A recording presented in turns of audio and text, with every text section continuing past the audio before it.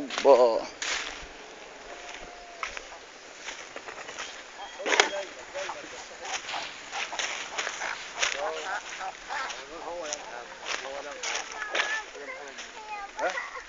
ده محمد مين؟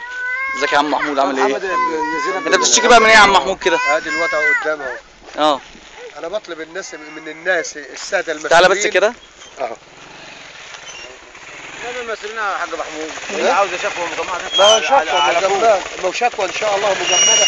اما التلفزيون ما شكلناش حل في الموضوع ده. هي دي ليه؟ لان دلوقتي بيعمل ايه؟ اللودر هنا وعربيات الجراج هل دي ربنا يرضي ربنا؟ طب المجلس ربنا انعم علينا بعربيه باتنين قلاب ولودر.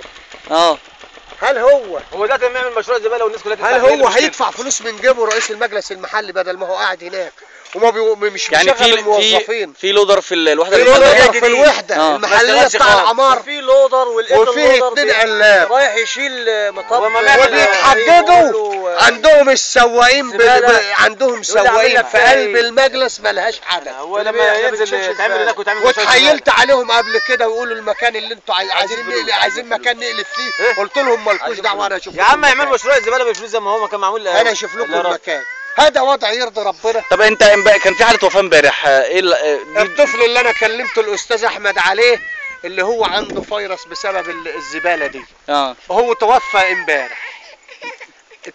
امبارح والورق موجود ان كان ماشي مع الدكتور عبد القادر فراج بطنه وكبد، وهو عنده فيروس وخد 8 حقن.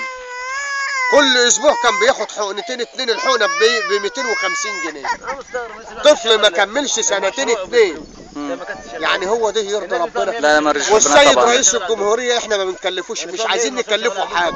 احنا بنقول للسيد رئيس الجمهوريه شوف لنا الساده الناس